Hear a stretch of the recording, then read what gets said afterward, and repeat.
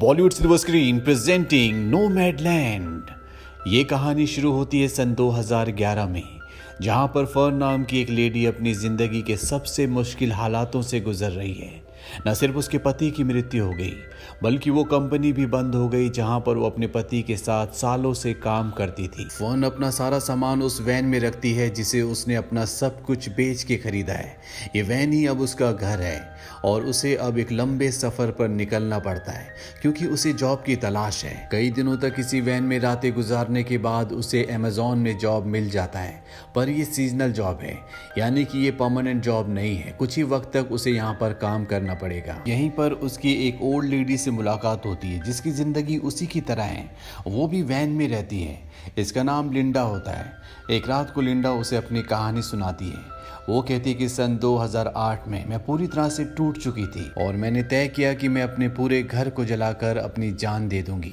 तभी मेरी नज़र अपने 2 डॉग्स पर गई जो बिल्कुल मासूम थे, जिन्होंने हमेशा मेरा साथ दिया। इसीलिए मैं ऐसा नहीं कर पाई। मुझे अपनी ज़िंदगी का सफ़र याद आया जिसमें मैंने 12 साल की उम्र में काम करना शुरू कर दिया था। उस वक्त मैं 62 साल की थी।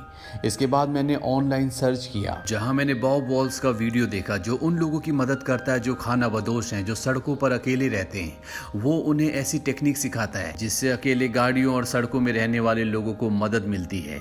वो फर्न को कहती है कि तुम्हें भी सेमिनार अटेंड करना चाहिए। फर्न मना कर देती है। कुछ वक्त बाद अमेज़न में फर्न का काम खत्म हो जाता है।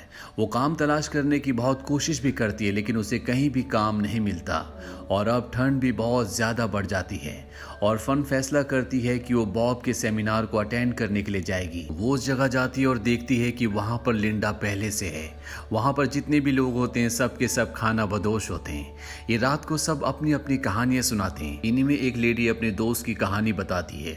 वो कहती है कि जब मैं उससे मिलने गई तो वो हॉस्पिटल में था और उसने मुझसे रिटायरमेंट की बातें की, लेकिन 10 दिन बाद ही उसकी मृत्यु हो गई। उसने एक सेल बोट खरीदी थी जिसमें वो रिटायरमेंट के बाद सफ़र करना चाहता था, पर वो उसे कभी इस्तेमाल कर ही नहीं पाया। इसीलिए मैंने रिटायरमेंट लिया और खाना बदोशों की जिंदगी जीना शुरू कर दिया। वो सब कुछ किया जो मैं करना चाहती थी। अगली सुबह बॉब और फर्न बैठे होते हैं। बॉब फर्न को कहता है कि तुमने अपनी जिंदगी में बहुत कुछ खोया। तुमने अपने पति को खोया, अपनी जॉब खोई, अपने दोस्तों को पीछे छोड़कर आ गई, तुम्हारा गाँव भी छूट गया और ये सब इतना आसान नहीं है। हालांकि मेरे पास तुम्हारे सवालों का जवाब नहीं है, लेकिन मैं एक बात जानता हूँ कि तुम बिल्कुल सही जगह पर हो। यहाँ नेचर के साथ तुम्हें तुम्हारे सवालों के जवाब मिल जाएंगे। यहाँ पर जितने भी लोग हैं वो सब तुम्हारी तरह हैं। यहाँ पर आने के बाद अब फर्न को भी काफ़ी हद तक तसल्ली होती है। फर्न अब यहाँ पर बाकी नोमैड्स के साथ, यानी कि बाकी खाना बदोशों के साथ सड़क पर रहने के, जीने के तरीके और सर्वाइवल की अलग अलग टेक्निक सीख रही होती है, जिसमें उसे बहुत मज़ा आता है। एक रात वो यहाँ डांस पार्टी के दौरान एक आदमी से भी मिलती है जिसका नाम डेव होता है। वो फर्न को बहुत पसंद करता है। ये दोनों एक दूसरे के साथ डांस करते हैं और अब सेमिनार खत्म हो जाता है। फर्न और सभी यहाँ से निकल जाते हैं। रास्ते में फर्न की गाड़ी का टायर पंचर हो जाता है। तभी वो देखती है कि उसी के साथ सेमिनार में एक लेडी थी जिसका नाम स्वैंकी है। उसकी गाड़ी वहाँ पर खड़ी होती है। वो उससे मदद मांगती है। वो कहती है कि मेरे पास एक्स्ट्रा टायर नहीं है। स्वैंकी उसकी मदद करती है और समझाती है कि तुम्हारे पास सारी ज़रूरत की चीज़ें होनी चाहिए, नहीं तो कभी भी तुम रात को सड़क पर फंस सकती हो। इसके बाद स्वैंकी फर्न को बहुत सारी सर्वाइवल की चीज़ें सिखाती है और धीरे धीरे ये दोनों अच्छे दोस्त बन जाते हैं। एक रात को जब स्वैंकी दवा खा रही होती है तो उससे फर्न पूछती है, क्या तुम ठीक हो? वो बताती है कि डॉक्टर ने मुझे बताया कि मुझे लंग कैंसर है और मेरे पास सिर्फ 7 और 8 महीने हैं, जिस वक्त को मैं हॉस्पिटल में नहीं बिताना चाहती, बल्कि वो सब कुछ करना चाहती हूँ जो मुझे अच्छा लगता है। मैं एक बार फिर से अलास्का जाना चाहती हूँ ताकि मेरे साथ मेरी अच्छी यादें हमेशा रहें। स्वैंकी को अपनी जिंदगी के अंत का कोई भी दुख नहीं होता। वो कहती है कि मैं 75 साल की हो चुकी हूँ, मैंने बहुत लंबी जिंदगी जी है और मेरे पास बहुत सारी अच्छी यादें भी हैं। फर्न अपनी जिंदगी में हर किसी से कुछ न कुछ सीख रही होती है। ये दोनों साथ में काफ़ी वक्त बिताते हैं और इसके बाद ये दोनों अपने अपने सफ़र पर निकल जाते हैं। पर अब फर्न का नज़रिया पूरी तरह से बदल चुका है। वो रास्ते में आने वाली हर एक चीज़ को एंजॉय कर रही होती है। ऐसा लगता है कि वो प्रकृति के साथ मिल चुकी है। इसी तरह से सफ़र में आगे चलते हुए उसे नेशनल पार्क में कैंप होस्ट की जॉब मिल जाती है, जहाँ पर उसकी मुलाकात डेव से होती है, जिसने उसके साथ एक पार्टी में डांस किया था। यहाँ पर लिंडा भी आती है जो फर्न के साथ अमेजोन में जॉब करती थी और ये यहाँ पर बहुत अच्छा वक्त बिताते हैं। लिंडा कुछ दिनों बाद यहाँ से चली जाती है और अब डेव और फर्न यहाँ पर रह जाते हैं। और एक दिन फर्न अपनी वैन से सामान निकाल रही होती है क्योंकि उसकी वैन में चींटियां आ गई होती हैं। तभी डेव भी वहाँ पर आ जाता है। वो उसकी मदद करना चाहता है लेकिन फर्न उसे मना करती है। डेव जबरदस्ती एक बॉक्स उठा लेता है और तभी उसमें से नीचे से बहुत सारा सामान गिर जाता है। इस सामान में वो प्लेट भी होती है जो फर्न के पिता ने उसे हाई स्कूल से ग्रेजुएशन पास करने के लिए दी थी, जो अब टूट चुकी है। फर्न को इस बात से गुस्सा आता है और गुस्से से डेव को वहां से जाने के लिए कहती है, पर बाद में उसे एहसास होता है कि उसे डेव से इस तरह से बात नहीं करनी चाहिए थी। यहाँ नेशनल पार्क में कुछ और भी लोग आए होते हैं जो इस बात से बहुत प्रभावित होते हैं कि फर्न एक नोमैड की यानी कि खाना बदोश की जिंदगी जीती है। दरअसल हर कोई इसी तरह से जीना चाहता है पर सब अपनी जिंदगियों में फंसे हुए हैं। अब फर्न डेव से मिलने के लिए उसकी गाड़ी में जाती है। वो देखती है कि डेव बीमार है। वो डेव को हॉस्पिटल में एडमिट करवा देती है जहाँ उसकी एक छोटी सी सर्जरी होती है। इसके बाद ये दोनों बहुत अच्छे दोस्त बन जाते हैं। कुछ वक्त बाद ये दोनों एक रेस्टोरेंट में जॉब करना शुरू कर देते हैं जहाँ एक रात को डेव का बेटा फर्न के पास आता है और वो उसे बताता है कि डेव बहुत जल्दी दादा बनने वाले हैं। मैं चाहता हूँ कि वो अपने पोते से मिलने के लिए आए। अगली सुबह फर्न ये बात डेव को बताती है। डेव ये सुनकर खुश होता है लेकिन वो वापस जाने में थोड़ा हेजिटेट होता है। वो कहता है कि जब मेरा बेटा छोटा था तो मेरे पास उसके पास जाने का टाइम नहीं था और जब वो बड़ा हुआ तो उसके पास मेरे लिए टाइम नहीं था। वो अपनी चीज़ों में बिजी था और मैं अपनी चीज़ों में। फर्न कहती है तुम्हें इन सब चीज़ों के बारे में ज़्यादा नहीं सोचना चाहिए और अपने होने वाले पोते से मिलना चाहिए। वो डेव को एनकरेज करती है।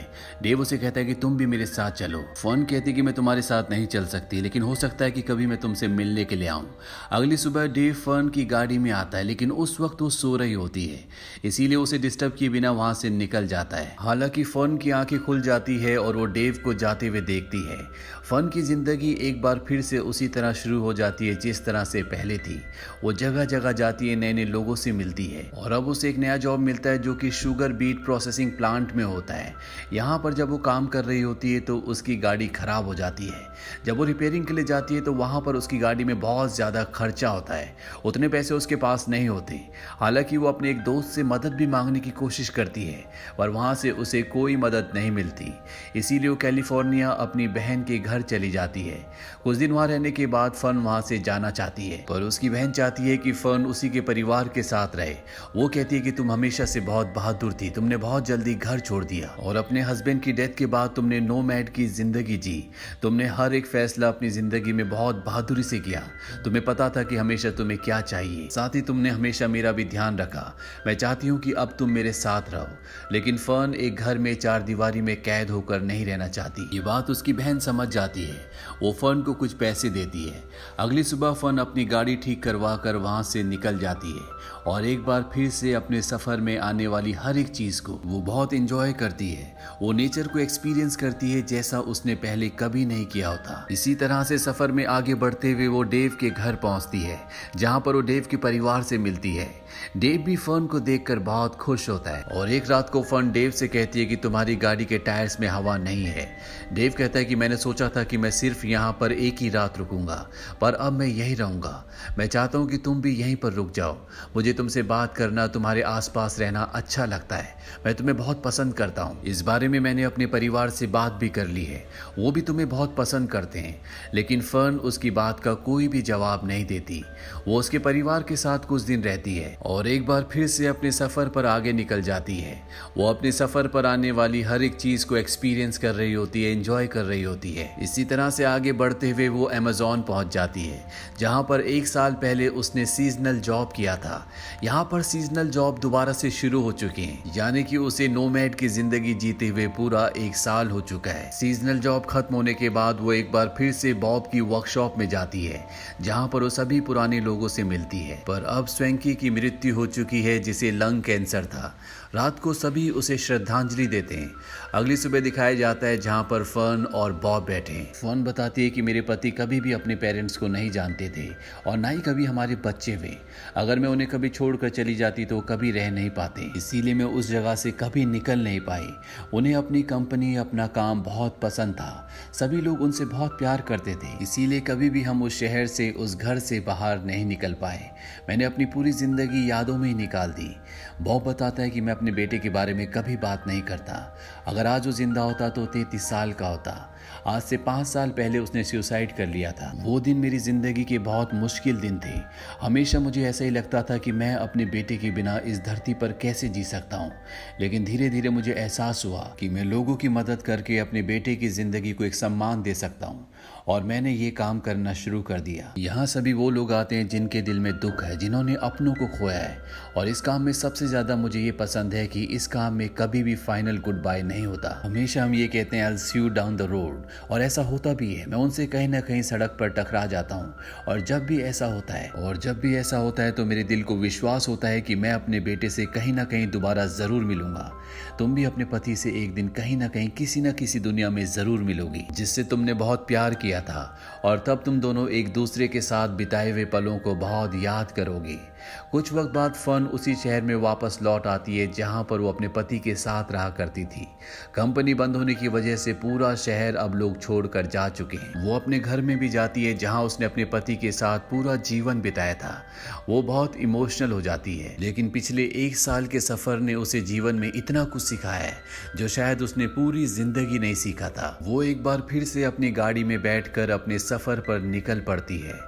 फर्न की जिंदगी से और इस कहानी में जितने भी पात्र हैं, उन सब की जिंदगी से हमें एक बात पता चलती है, इस दुनिया में हर इंसान हर किसी को खोता है। बहुत सारी ऐसी चीजें हैं जो इंसान के हाथ में नहीं है, वो इंसान कंट्रोल नहीं कर सकता। पर वो लोग जो उसी दुख उसी लम्हे के साथ रह जाते हैं, वो कभी भी जिंदगी में कुछ सीख नहीं पाते। और जिन लोगों के अंदर हालातों से लड़ने की, आगे बढ़ने की चाह होती है, वो न सिर्फ अपनी जिंदगी में बहुत कुछ सीखते हैं, बल्कि दूसरों की जिंदगी में भी एक बहुत बड़ा रोल प्ले करते हैं। जैसे कि बॉब की जिंदगी, उसने अपने बेटे को खोने के बाद भी अपनी जिंदगी को एक नया मोड़, एक नया मकसद दिया, जिससे उसने कई लोगों की मदद की। तो ये थी सच्ची कहानी फिल्म नोमैडलैंड की। इस फिल्म को 93rd ऑस्कर अवार्ड्स में 3 ऑस्कर्स मिले। पहला बेस्ट पिक्चर के लिए, दूसरा बेस्ट डायरेक्शन के लिए, और तीसरा इस फिल्म की लीड एक्ट्रेस को, जिनका नाम है फ्रांसिस मैकडॉर्मेंट, उन्हें उनकी बेहतरीन परफॉर्मेंस के लिए बेस्ट एक्ट्रेस का ऑस्कर अवार्ड मिला। ये फिल्म ईयर 2020 में रिलीज हुई थी। IMDb पर इसकी रेटिंग है 7.4। उम्मीद करते हैं कि ये सच्ची कहानी आपको पसंद आई होगी।